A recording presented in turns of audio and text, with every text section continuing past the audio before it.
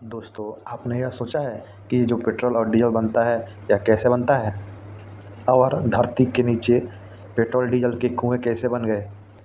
क्या आपने कभी जानने की कोशिश की है आखिर क्यों सऊदी अरब में ही सबसे ज़्यादा पेट्रोल डीजल के कुएं बने हुए हैं और लगातार इनकी जो प्राइस है आसमान को छू रही है?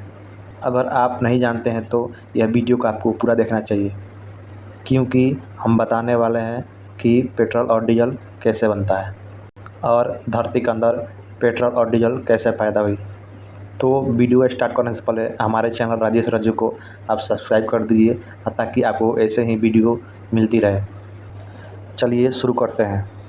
दोस्तों, आधुनिक युग के हिसाब से पेट्रोल और डीजल का भी जो कीमत है वो आसमान छू रहा है। जो पेट्रोल 1990 में 10 रुपया लीटर बिकता था, अब वह 100 रुपये लीटर। अगर यही हाल रहा तो हम लोग को कुछ दिन के बाद लोन पे पेट्रोल डीजल लेना पड़ेगा या किडनी बेचना पड़ेगा, क्योंकि आज के समय में पेट्रोल और डीजल इंसान की एक अहम ज़रूरत बन चुकी है। आज के समय में सब कोई पेट्रोल और डीजल पे ही निर्भर है, चाहे हमारी रोज़ की ज़रूरतें क्यों ना हो, जैसे कि सब्ज़ी, फल और राशन, या फिर हमारी अलग अलग ज़रूरतें। इन सभी को हर रोज़ बड़े बड़े ट्रकों में भरकर एक शहर से दूसरे शहर तक एक्सपोर्ट और इनपुट किया जाता है, और इन ट्रकों को चलाने के लिए हमको डीजल की आवश्यकता पड़ती है। अगर आप यह सोचते हैं कि यह फ्यूल हमारे धरती के अंदर हमेशा रहने वाली है, तो बता दें कि धरती के अंदर हर एक चीज़ का एक लिमिट है, वो समय के बाद ख़त्म हो जाने वाला है। अगर हम इसी तरह से इन्हें कंज्यूम करते रहे तो आने वाली 40 सालों में ख़त्म हो जाएगी। ये सब चीज़ें धरती के अंदर लिमिटेड है, और जैसे जैसे पेट्रोल और डीजल ख़त्म होते जाएगा वैसे ही इनका कीमत बढ़ते जाएगा।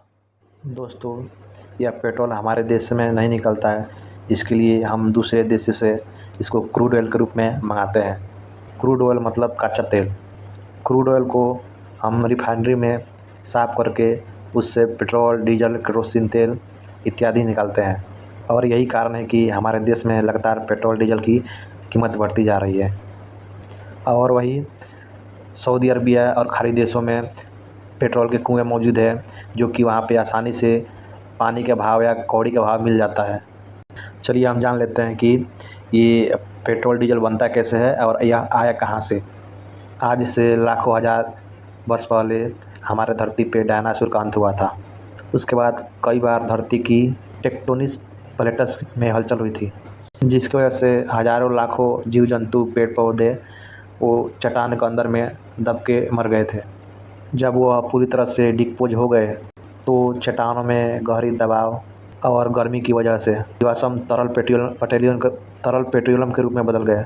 बाद में मनुष्य की उत्सुकता ने धरती के अंदर खोज की और पेट्रोल डीजल की पता लगाया।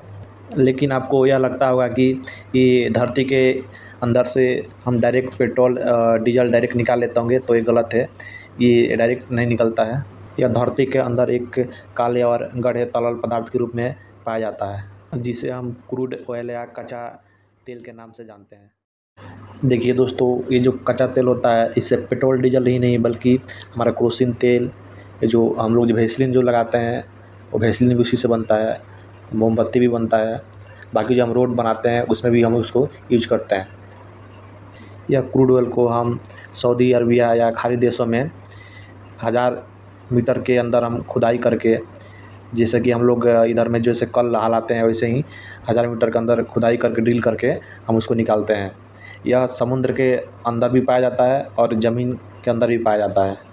जब यह कच्चा तेल निकल जाता है तो हम इसको रिफाइनरी में ले जाते हैं। इन रिफाइनरी में कच्चे तेल को बड़े बड़े बेलनाकार सिलेंडर के बर्तनों में डाल के गर्म किया जाता है, और फिर अलग अलग तापमान पर कच्चे तेल को हीट करते हैं। उसके बाद अलग अलग पाइप में निकाल दिया जाता है। इस प्रोसेस को डिजिटलाइजेशन कहते हैं, जिसमें पेट्रोलियम में डीजल पेट्रोल को अलग करने के लिए इन्हें अलग अलग बॉयलिंग पर उबाला जाता है, और कोई भी चीज़ उबलने के बाद लिक्विड स्टीम से गैस स्टीम में कन्वर्ट हो जाती है, यानी भाप में बदल जाती है।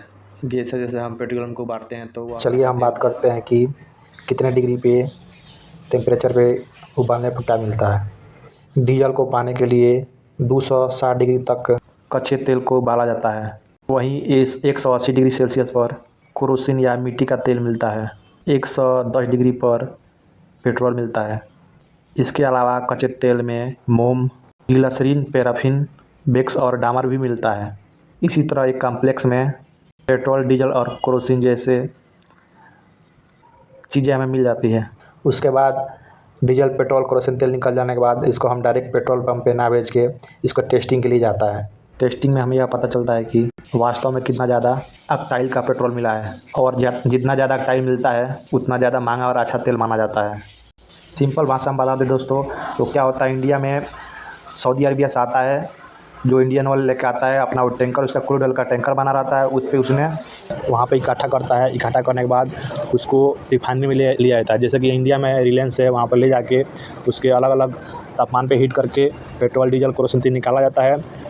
उसके बाद से उसका टेस्टिंग करके फिर पेट्रोल पंप पे भेज दिया जाता है। दोस्तों आशा करता हूँ कि ये वीडियो आपको समझ में आ गया होगा। अगर समझ में आ गया है तो हमारे चैनल को सब्सक्राइब कर दीजिए, लाइक कर दीजिए और कमेंट करके जाइए। धन्यवाद।